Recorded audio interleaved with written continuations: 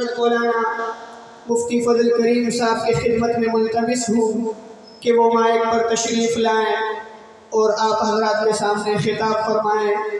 استاد محترم حضرت مولانا مفتی فضل کریم صاحب حفظہ اللہ ورعاہ۔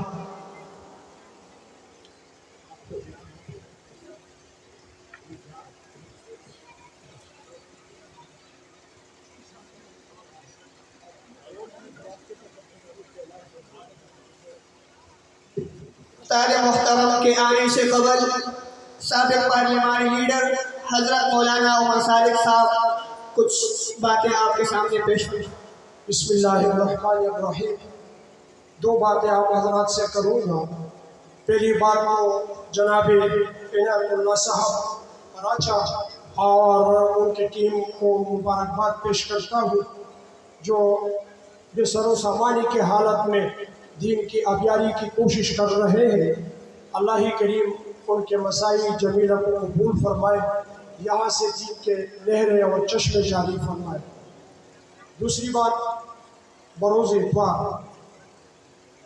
28 تاریخ کو شاہین ختم نبوت حضرت مولانا اللہ وسائے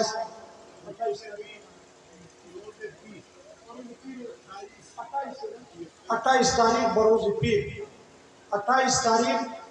پیر مولانا اللہ وسائے صاحب مفتی محمود چوک میں خاتم الانبیاء کانفرنس سے خطاب کریں گے۔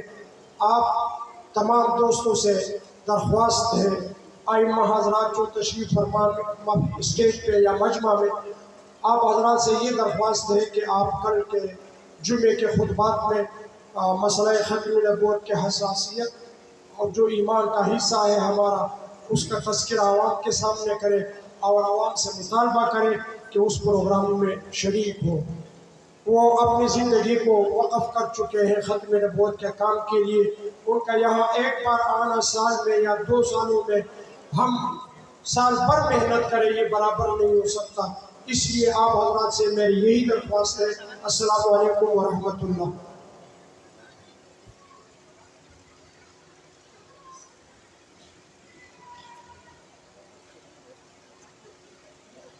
یہ تھے سابق پارلیمانی لیڈر صوبہ سندھ حضرت مولانا عمر صادق صاحب جو آپ حضرات کے سامنے 2 باتیں پیش فرما رہے تھے۔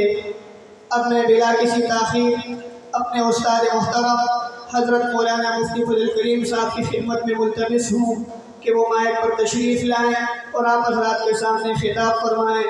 ان کے آنے سے قبل اتنا کہوں گا، باہنر ہو پر اثر ہو قوم کے رہبر ہو تم، باہنر ہو پر اثر ہو قوم کے رہبر ہو تم، کہکشاں ہو پھول ہو عطر ہو عنبر ہو تم، آؤ محفل میں خطابت کا چراغ دو لیے، آؤ محفل میں خطابت کا چراغ دو لیے، باعث فخر چمن ہو شمع روشن کر ہو تم۔ میرے استاد محترم حضرت مولانا مفتی فضل کریم صاحب حفظہ اللہ ورعاہ۔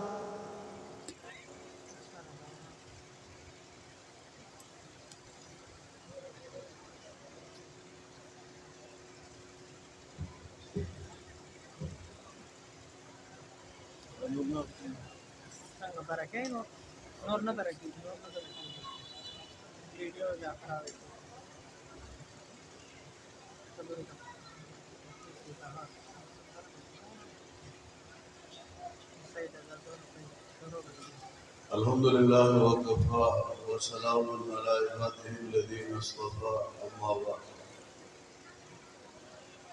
اعوذ باللہ من الشیطان الرجیم، بسم اللہ الرحمن الرحیم۔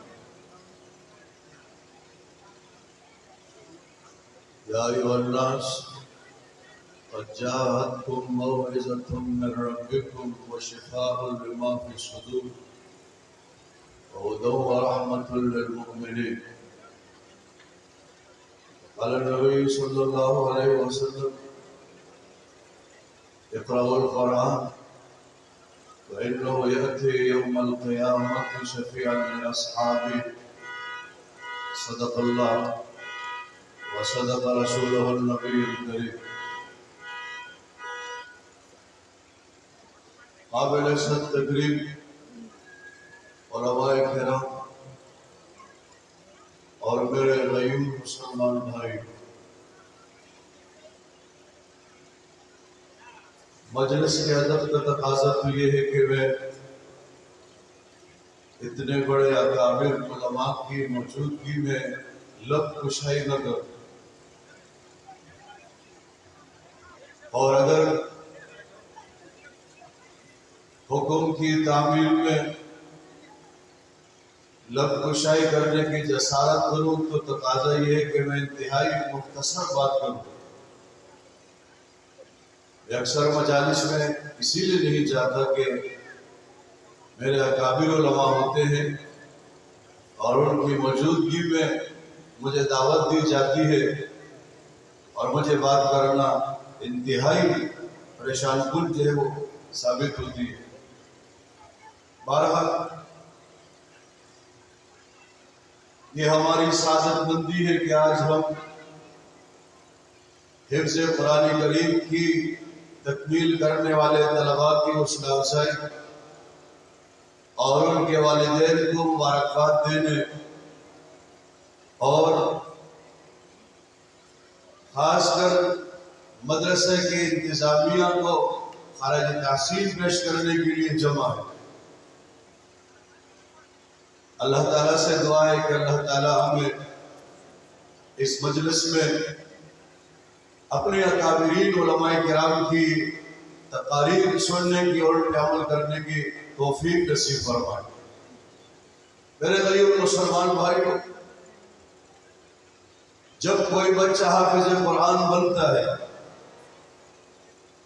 تو لوگ نسبت کرتے ہیں کہ یہ مدرسہ کی برکت ہے، اور یقیناً ہے کہ ایک طالب علم نے مدرسے میں بیٹھ کر ہی حفظ مکمل فرمایا یا عالم بنا، اس میں سے کوئی دو رائے نہیں، لیکن مدرسے کی برکت کے ساتھ ساتھ بچے کے والدین کی تربیت بھی اس میں شامل ہے۔ اگر والدین اس بچے کی تربیت نہ فرماتے، اس بچے کو مدرسے میں نہ بھیجتے، شاید یہ حافظ نہ بنتا، عالم نہ بنتا، قاری نہ بنتا۔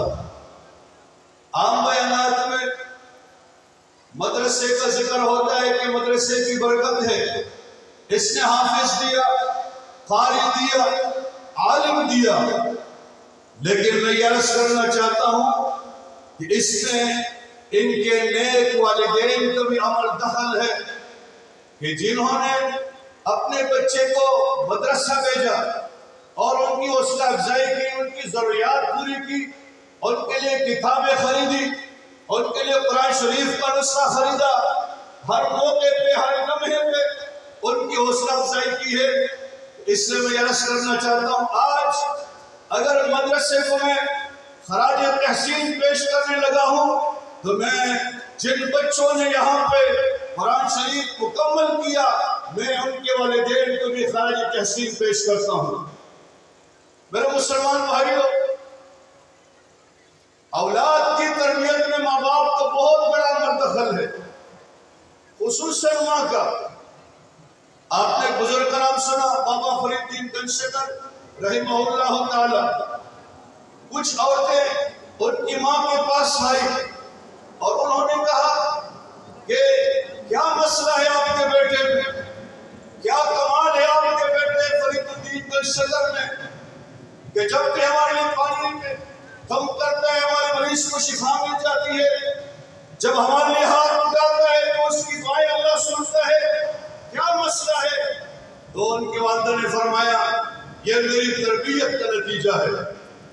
جب یہ بچہ میرے پیٹ میں تھا، فرید الدین گنجشکر جب میرے پیٹ میں تھا تو میں نے کبھی بھی بغیر وضو کے اس کو دودھ نہیں پلایا، اور جب یہ پیدا ہوا بڑا ہوا تو میں نے ان کو علماء کی صحبت میں دیا۔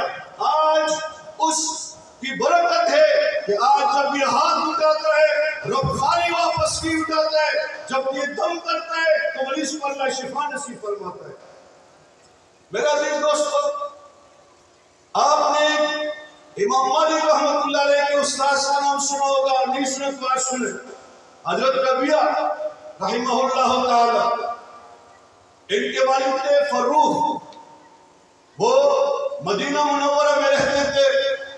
خراسان کا سفر ہونے لگا تو اپنی بیوی کو 23,000 اشرفیہ دی اور فرمانے لگے یہ 23,000 اشرفیہ رکھے خرچے کے لیے اور میں سفر پہ جا رہا ہوں۔ اور ان کی گھر والی جو حامل تھی، ان کے پیٹ میں بچہ تھا، چلے گئے، ان کا بچہ پیدا ہوا، ماں نے ان کی تربیت شروع کی، مسجد نبی میں ان کو دیا، وہاں نے تعلیم حاصل کی اور ایک بہت بڑے محدث بنے۔ محدث کیا؟ امام مالک رحمۃ اللہ علیہ جو ایک مذہب کے امام ہیں، وہ ان کے درس میں بیٹھتے تھے۔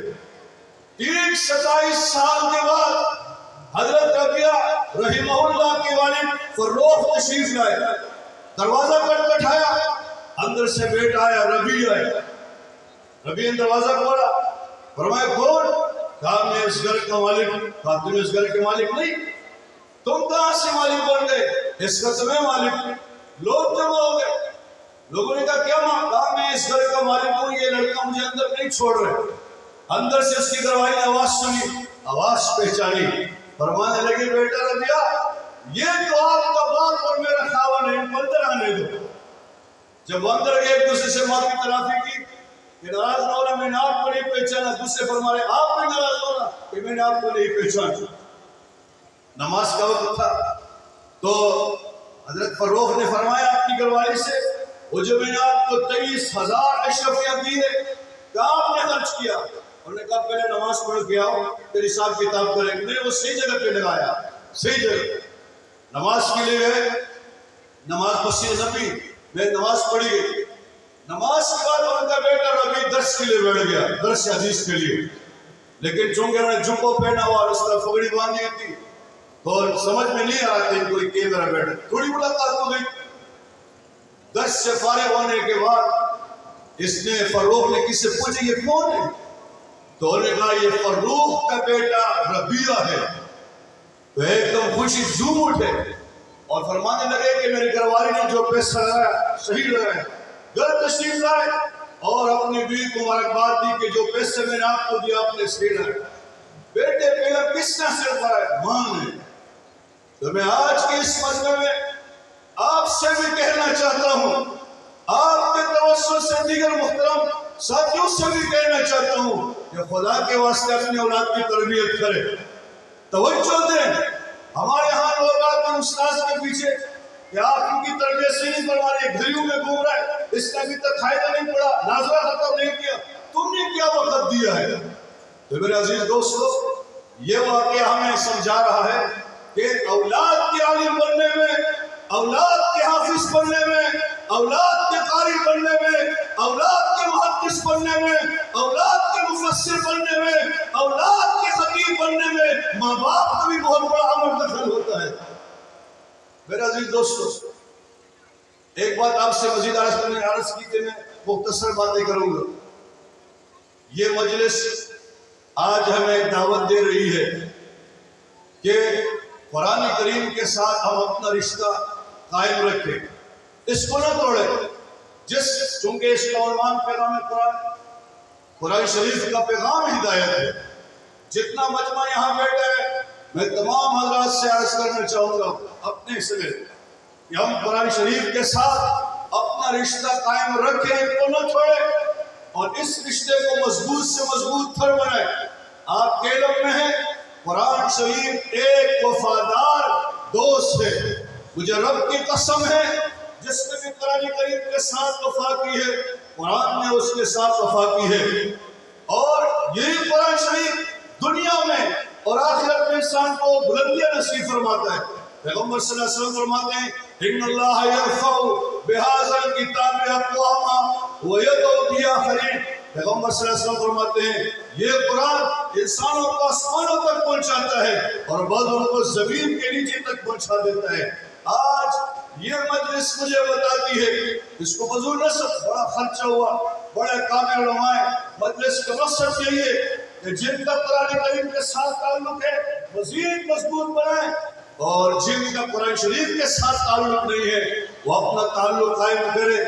جہاں آپ اپنے بیٹوں کو قرآن قرآن شریف کے حافظ بنوا رہے ہیں، عالم بنوا رہے ہیں، خطیب بنوا رہے ہیں، محدث و مفسر بنوا رہے ہیں. میں وہاں آپ سے بھی عرض کروں گا کہ اگر آپ نے ابھی تک قرآن شریف نہیں پڑھا تو قرآن شریف شروع فرمائیں. بعض لوگ کہتے ہیں ابھی تو ہماری عمر چلی گئی، اب ہم کیا پڑھیں، 40 میں چل رہے ہیں، 50 میں نہیں پڑھ سکتے. یہ غلط بات ہے. اب بسم اللہ تو کرے نا، بسم اللہ. کسی قاری صاحب کو پکڑے، کسی مسجد کا امام اور نورانی طیب ان کے سامنے رکھے، مجھے پڑھائے. یا کابر علماء میرے تشریف فرمائے ہیں، آپ مدرسے میں گئے، آپ نے صرف فرمائے الف اور اسرائیل علیہ السلام آئے، آپ کی روح قبض کی. میں یقین سے کہتا ہوں، خدا کی قسم، زمین میرا کہتا ہے قیامت کے دن اللہ تعالیٰ آپ کو قرآن خوانوں کے ساتھ انشاءاللہ اٹھائے گا. آپ کوشش فرمائیں. میں نے تو واقعات پڑھے، وقت کی کمی ہے. ناظرہ تو ناظرہ ہے، بڑی بڑی عمروں میں لوگوں نے قرآن شریف کو حفظ کیا ہے، حفظ کیا ہے. ہمارے بزرگ حضرت مولانا عبد الذوالفقار احمد نقشبندی حفظہ اللہ تعالی، وہ فرماتے ہیں اس کراچی سے مجھے فون آیا، جھنگ میں رہتے ہیں، مجھے اس کراچی سے فون آیا اور میرے ایک دوست تھے، ان کی عمر 90 سال ہے. کتنی عمر ہے؟ 90 سال. فرمانے لگے آپ میری تقریب میں شریک ہوں گے. میں نے کہا آپ کی کون سی تقریب ہے؟ بوڑھے ہو گئے، کون سی تقریب؟ فرمایا الحمدللہ اس 90 سال کی عمر میں نے قرآن شریف کو زبانی یاد کیا. 90 سال کی عمر، کیا کمی ہے؟ ایک مولوی صاحب بیان کر رہے تھے، فرمایا الحمدللہ میں حافظ، لیکن میرے گھر والی حافظہ نہیں ہے. حرمین شریفین میں گھر والی سے ملاف کعبہ پکڑوایا اور کہا گھر والی اللہ کے واسطے اللہ سے دعا مانگو کہ جیسے میں پاکستان پہنچوں گی میں فوراً قرآن شریف کی دست کرنا شروع کر دوں گا. الحمدللہ آج اس نے قرآن شریف کی دست کرنا شروع کر دیا ہے. کیا مشکل ہے؟ اس مجلس کا تقاضا یہ ہے کہ آج ہم خود بھی قرآن شریف پڑھنا شروع کر دیں. اگر ہم نے نہیں کیا ہے، ہمارے گھر والوں نے نہیں کیا، ان سے بھی شروع کرائے. سب قرآن خوان بن جائیں. ہمارے ایک بزرگ نے ایک واقعہ سنا ہے، میں سنا، آپ کو بڑا مزہ آئے گا، انشاءاللہ عمل بھی کریں. قرآن کی اپنی برکتیں ہیں.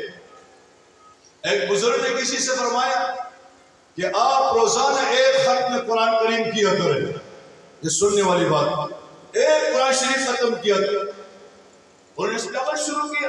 روزانہ ایک، آسان کام نہیں، لیکن جو ارادہ کر لے اس کے لیے کیا مشکل ہے. آپ کے اس کراچی میں ایسے مدرسے بھی ہیں. ایک بچہ صبح قرآن شریف نماز کے بعد شروع کرتا ہے زبانی سنانے پر. جب وفاق امتحان ہوتا ہے عشاء کی نماز تک قرآن زبانی سنا لیتے ہیں. کوئی مشکل نہیں. لوگوں نے اس کو مشکل سمجھا.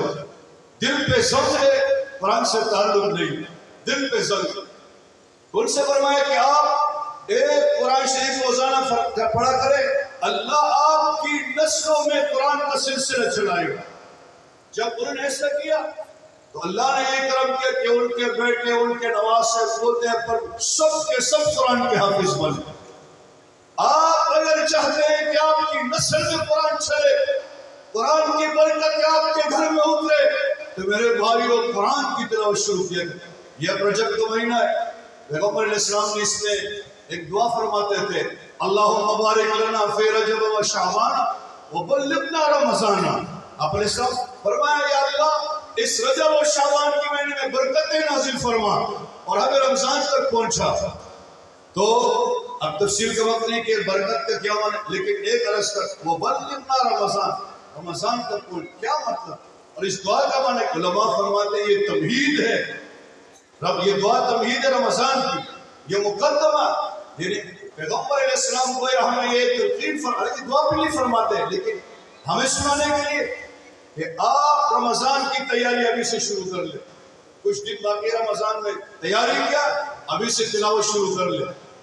ہر فرد آپ نے، ویسے ہمارے کابر علماء فرماتے ہیں کہ جنہوں نے قرآن پڑھا ناظرہ ایک سپارہ روزانہ پڑھے، ایک، اور اگر حافظ 3 سپارے پڑھے، لیکن ان مہینوں میں زیادہ ہونا چاہیے. ایک کے بجائے 2 سپارے ہونے چاہیے روزانہ، تاکہ جب رمضان مبارک آئے ہم ذہن تیار ہو انشاءاللہ. تو میرا عزیز دوستو، میں عرض یہ کرنا چاہتا ہوں، قرآن سے اپنا تعلق قائم فرمائے، محبت کرے زندہ جاوید دوست سے. ان سے وفا کرو گے اس دنیا میں بھی اور قیامت کے دن بھی انشاءاللہ یہ کتاب آپ کے ساتھ وفا کرے گی۔ اللہ سے دعا ہے جو کچھ کہا گیا سنا گیا مجھے اور آپ تمام حضرات کو سامعین کو ایک پہ سننے کی اور عمل کرنے کی توفیق نصیب فرمائے۔ وما علینا الا البلاغ المبین۔